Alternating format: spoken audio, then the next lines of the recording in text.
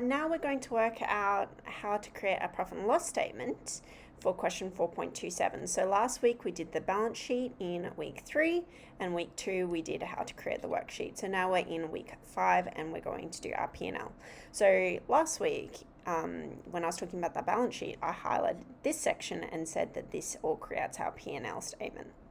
One thing I have added, which I probably should have done from the get-go, is written some notes. So this is essential for helping build the balance sheet. So that was my bad. I probably should have done this. So this is a good habit to get into, especially for our P&L transactions.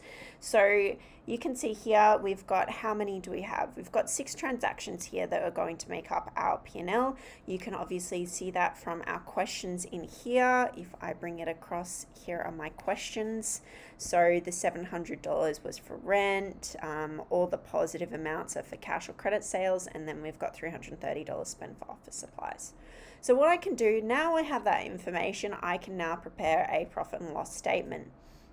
Now remember, as I said, what's important with our balance sheet is the correct title. What's important over here for our profit and loss statement, again, is a correct title. So profit and loss statement, so they're the words, and then we've got to add it for the year ending.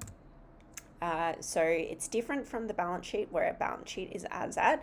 A profit and loss statement is for the year ending because we're looking at the previous period. Now, for this situation, it's actually really for the month ending,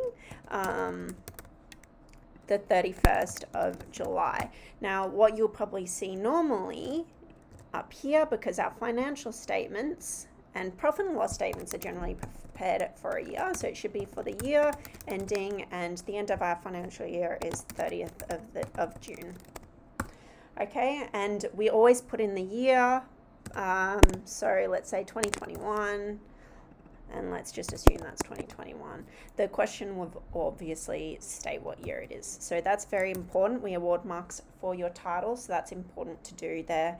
And this is probably what you'll see for the year ending, because usually we look at prior year.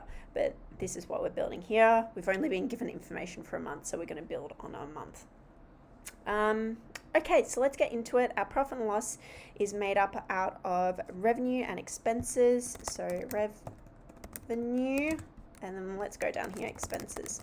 So revenue, money coming in the door, it's our positive amounts. So what we can do here is look at this column here that I've highlighted in blue, and we just select our positive amounts, and we can see they're made out of cash and credit sales. So I'm going to go the extra mile and split it up between credit sales and then cash sales. Okay, so credit sales, I'm just going to sum up. So we've got 5,600 here. We've got the 1,500. So they're our total credit sales, and our total cash sales here is 800 plus $2,000. So total revenue for the month is the sum of those two, 9,900. Okay. Now this is a very, very simple P&L. We've only got 2 expenses. We have our rent and we have our office supplies. Now if I did want to use my lazy method like I did with the balance sheet, I can just go end equals that. So when I was building the worksheet, if I actually did the notes column, that would be very beneficial for me. Okay, and then we enter in our rent. So I can just do it my lazy method, press equals and that amount, or I can manually write it. But obviously my lazy method is going to reduce errors, manual entry errors. So there we go, we've only got 2 expenses. Remember, we're just looking at what's incurred here, and our expenses are our negative figure. Remember my little note up here, revenue positive, expenses negative. Okay, you go total expenses, sum them up, negative $1,030. So now we want to calculate our profit and loss. So here we can go profit / loss. Now why am I using brackets? In accounting, sometimes our negatives can be also expressed in brackets. So you can either use a negative symbol or a brackets. Oh, you can see Excel automatically changed it for me. So how we do that is we just go total revenue minus total expenses So I'm going to use a plus figure here because total expenses already has a negative sign there. So it'll actually reduce it. But if that was by any chance, if I wrote down 700, 330, then I'd need to use a negative sign. So let's do it this way. I'll remove the negative signs. So total expenses there, and then my P&L is $9,900 minus $1,030. So $8,870. Now that's a positive number, so we know that it is profit. So I'm just going to bold that. So you can just write a profit and that's it. Or by any chance, let's say we had rent for some reason skyrocketed to $10,000. Then you can see we have a negative figure there, then that would be a loss, okay? So that's it, that's our P&L. We are only using these figures here within our retained earnings. We do not use the opening and we do not use the closing amounts. We only use the figures from the transactions there, okay? So I might take that highlight off so we know not to use that, okay, when we create our P&L. Now, going back to the balance sheet, we can now use this figure in our equity section. So, don't mind me there.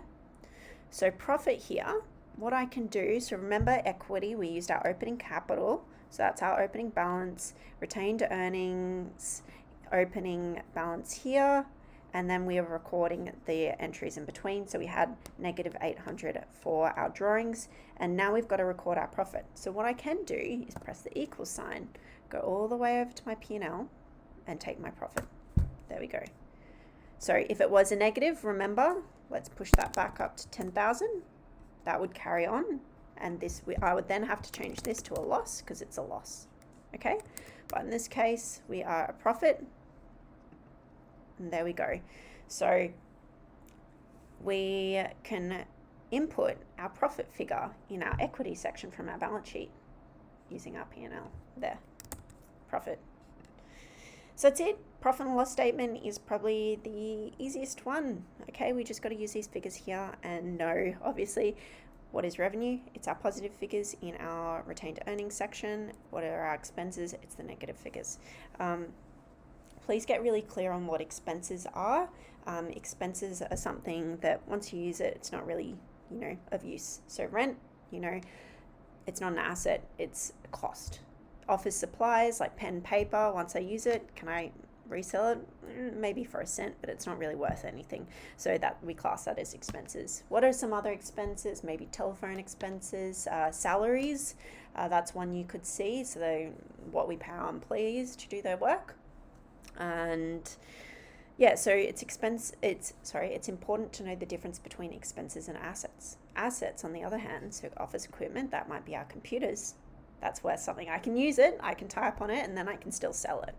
So that's the difference there. So hopefully that all makes sense. That is what you'd need to do an assessment too. So if you can nail this, hopefully all is well for assessment 2, and there are some practice worksheets there that you can do. But I hope this video helps. Thank you.